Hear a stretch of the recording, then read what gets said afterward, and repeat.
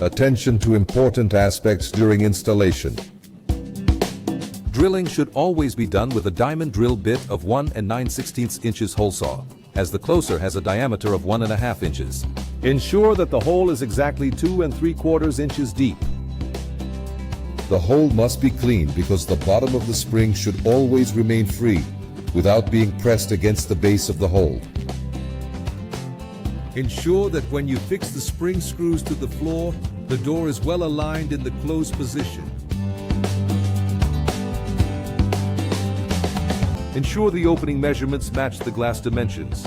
Minimum gaps for the door are 3/8 inches on the floor and 3/16 inches on the top and sides.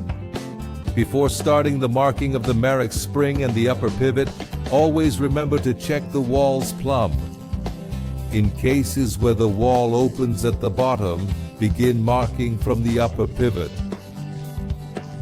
Otherwise, start with the closer.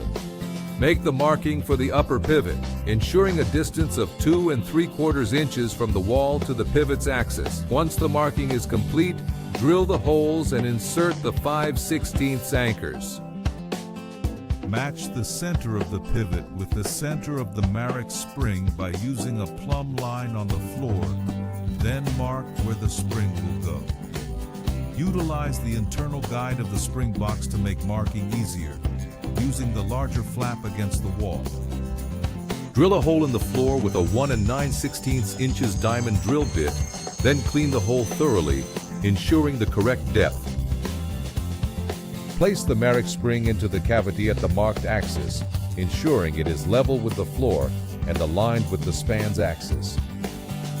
Once the spring is in place, mark the center of the 4 holes for the spring's fastening screws. Remove the spring from the central hole and drill the screw holes with a 5/16 inches drill bit at the previously made markings. Then insert the anchors. After finishing the holes for the 4 screws, place the spring in the central hole and fasten the screws into the anchors.